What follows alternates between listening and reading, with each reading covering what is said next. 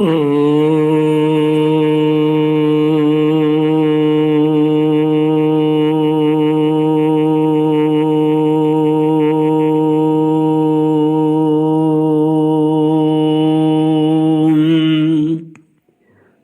गुरुचरण कमलेभ्यो नमः। श्री गणेशाय नमः। श्री सरस्वत्यै नमः। श्री विष्णवे नमः। श्री कृष्ण गोविंद हरे मुरारे, हे नाथ नारायण वासुदेव। श्री कृष्ण गोविंद हरे मुरारे, हे नाथ नारायण वासुदेव। हे नाथ नारायण वासुदेव। हे नाथ नारायण वासुदेव। हे नाथ नारायण वासुदेव। श्री कृष्ण गोविंद हरे मुरारे, हे नाथ नारायण वासुदेव। ओम नमो भगवते वासुदेवाय। ओम नमो भगवते वासुदेवाय। ओम नमो भगवते वासुदेवाय। ओम नमो भगवते वासुदेवाय। ओम नमो भगवते वासुदेवाय। ओम नमो भगवते वासुदेवाय। कृष्णाय वासुदेवाय हरये परमात्मने प्रणत क्लेशनाशाय गोविंदाय नमो नमः। कृष्णाय वासुदेवाय देवकी नंदनाय च नंदगोपकुमाराय गोविंदाय नमो नमः। सच्चिदानंद रूपाय विश्वोत्पत्त्यादिहेतुवे तापत्रय विनाशाय श्री कृष्णाय वयं नमः। सच्चित आनंद स्वरूप परमात्मा जो सृष्टि के उत्पत्ति पालन और श्रृंगार करता है तथा जीवों के आध्यात्मिक आदि दैविक आदि भौतिक तापों को नष्ट करने वाले हैं, अर्थात जीवों के मानसिक शारीरिक और भौतिक दुखों को दूर करने वाले हैं, उन श्री कृष्ण भगवान को हम नमस्कार करते हैं। श्री कृष्ण गोविंद हरे मुरारे, हे नाथ नारायण वासुदेव। श्रीमद् भागवत 10वां स्कंद 8वां श्लोक 32 से। एकदा क्रीडमानास्ते श्री शुक उवाच।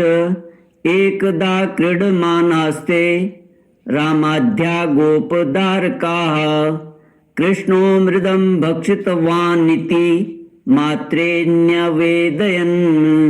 सा गृहीत्वा करे कृष्णम् उपालभ्य हितैषिणी। यशोदा भयसम्भ्रान्ता प्रेक्षणाक्षमभाषत।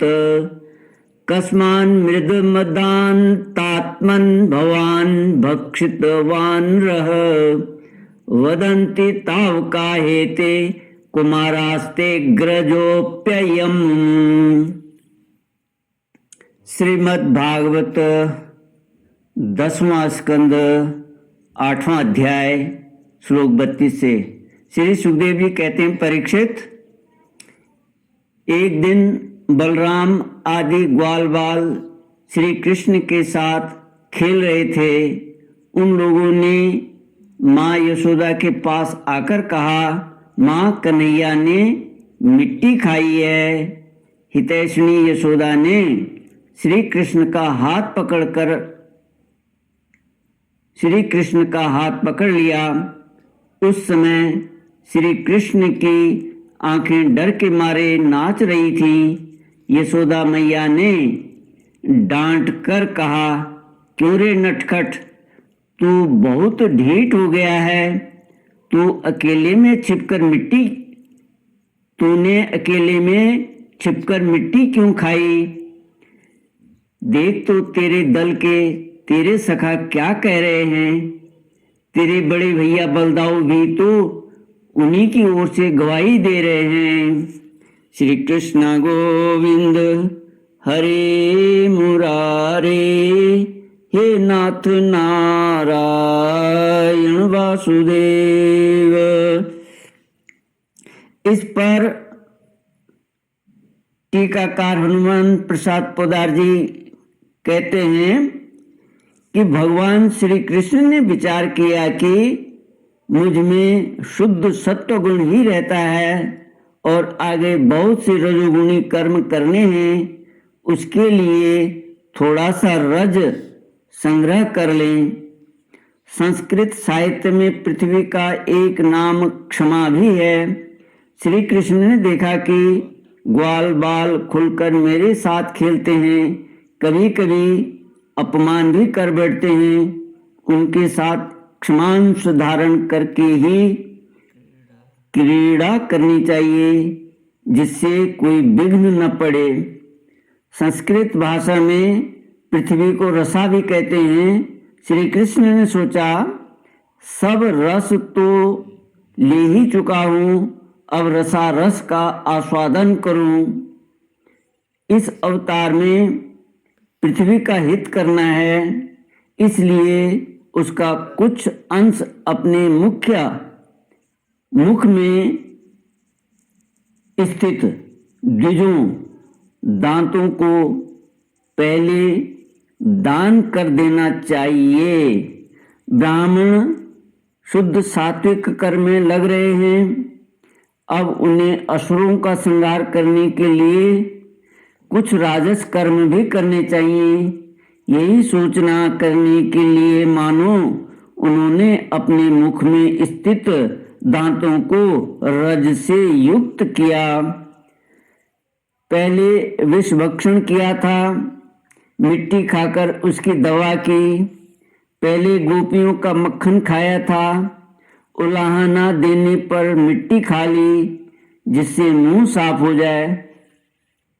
भगवान श्री कृष्ण के उदर में रहने वाले कोटि कोटि ब्रह्मांडों के जीव व्रज रज गोपियों के चरणों की रज प्राप्त करने के लिए व्याकुल हो रहे थे।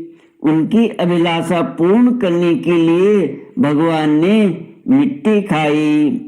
भगवान स्वयं ही अपने भक्तों की चरण रज मुख के द्वारा अपने हृदय में धारण करते हैं। छोटे बालक स्वभाव से ही मिट्टी खा लिया करते हैं। यशोदा जी जानती थी कि इस हाथ ने मिट्टी खाने में सहायता की है। चोर का सहायक भी चोर ही है, इसलिए उन्होंने हाथ ही पकड़ा। भगवान के नेत्र में सूर्य और चंद्रमा का निवास है, वे कर्म के साक्षी हैं। उन्होंने सोचा कि पता नहीं श्री कृष्ण मिट्टी खाना स्वीकार करेंगे कि मुकर जाएंगे। अब हमारा कर्तव्य क्या है? इसी भाव को सूचित करते हुए दोनों नेत्र चकराने लगे। श्री सुखदेव जी कहते हैं, परीक्षित, इस पर भगवान श्री कृष्ण ने कहा, माँ, मैंने मिट्टी नहीं खाई, ये सब झूठ बक रहे हैं। यदि तुम इन्हीं की बात सच मानती हो तो मेरा मुंह तुम्हारे सामने ही है, तुम अपनी आंखों से देख लो। यशोदा जी ने कहा, अच्छी बात, यदि ऐसा है तो मुंह खोल।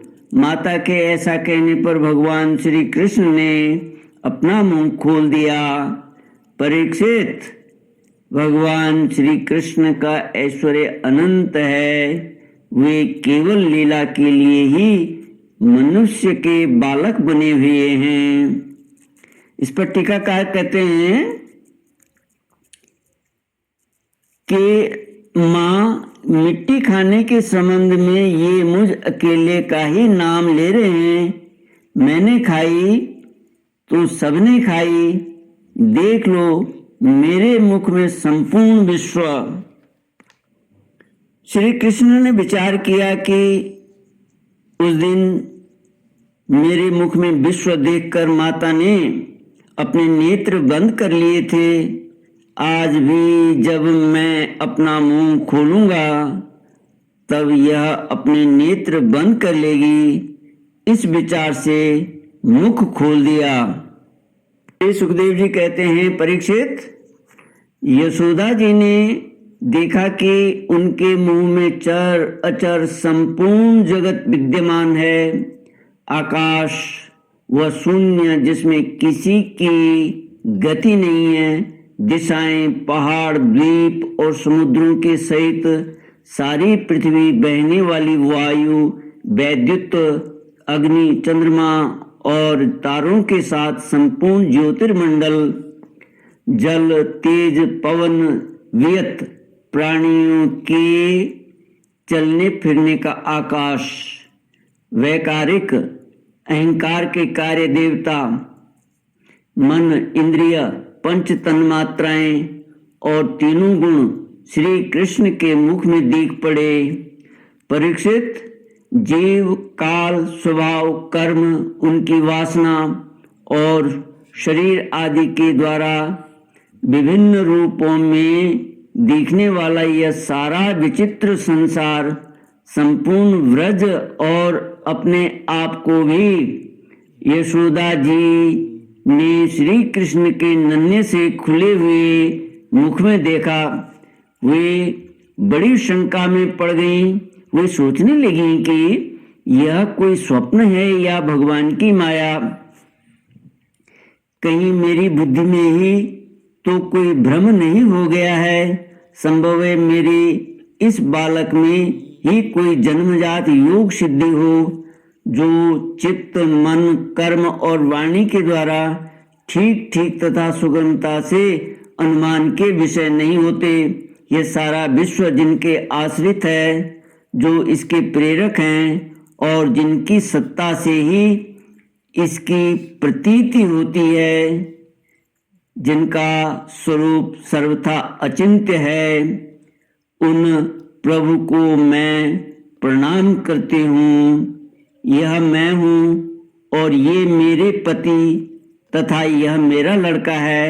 साथ ही मैं ब्रजराज की समस्त संपत्तियों की स्वामिनी धर्म पत्नी हूँ। ये गोपियाँ, गोप और गोधन मेरे अधीन हैं।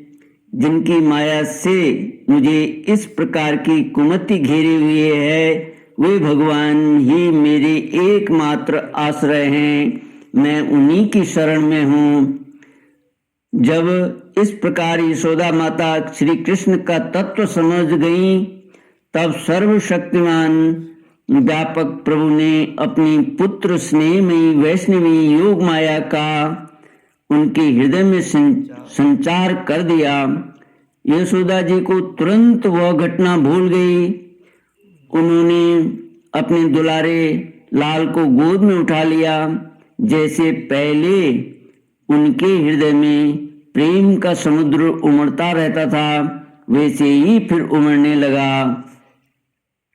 सारे वेद, उपनिषद, सांख्य, योग और भक्त जन जिनके महात्म्य का गीत गाते गाते अघाते नहीं, उन्हीं भगवान को यशोदा जी अपना पुत्र मानती थी।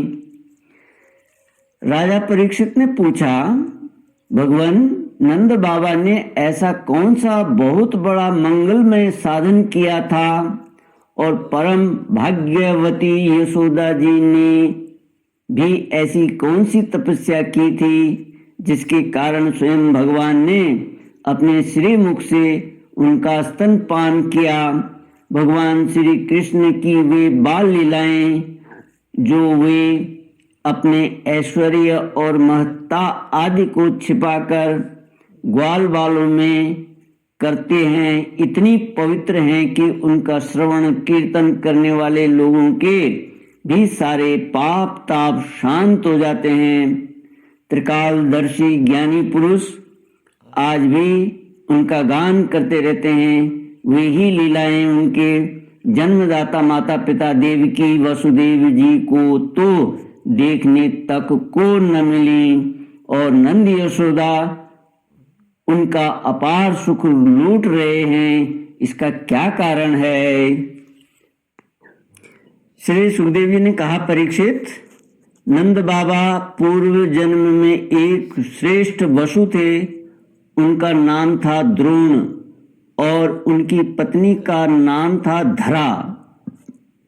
उन्होंने ब्रह्मा जी के आदेशों का पालन करने की इच्छा से उनसे कहा, भगवान, जब हम पृथ्वी पर जन्म लें तब जगदीश्वर भगवान श्री कृष्ण में हमारी अनन्य प्रेममयी भक्ति हो, जिस भक्ति के द्वारा संसार में लोग अनायासी दुर्गतियों को पार कर जाते हैं। ब्रह्मा जी ने कहा, ऐसा ही होगा। वे ही परम यशस्वी भगवानमय द्रोण ब्रज में पैदा हुए और उनका नाम हुआ नंद, और वे ही धरा इस जन्म में यशोदा के नाम से उनकी पत्नी हुई।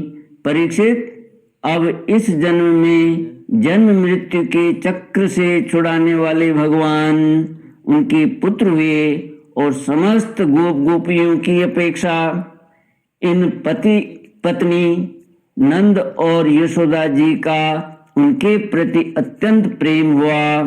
ब्रह्मा जी की बात सत्य करने के लिए भगवान श्री कृष्ण बलराम जी के साथ व्रज में रहकर समस्त ब्रजवासियों को अपनी बाल लीला से आनंदित करने लगे। श्री कृष्ण गोविंद हरे मुरारे, हे नाथ नारायण वासुदेव।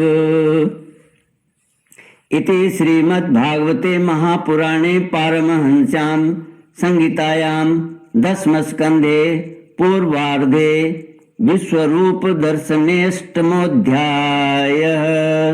ओम पूर्णमद पूर्णमिदं पूर्णात् पूर्णमुदच्यते पूर्णस्य पूर्णमादाय पूर्णमेवावशिष्यते। ओम शांति शांति शांति। हरि ओम। श्री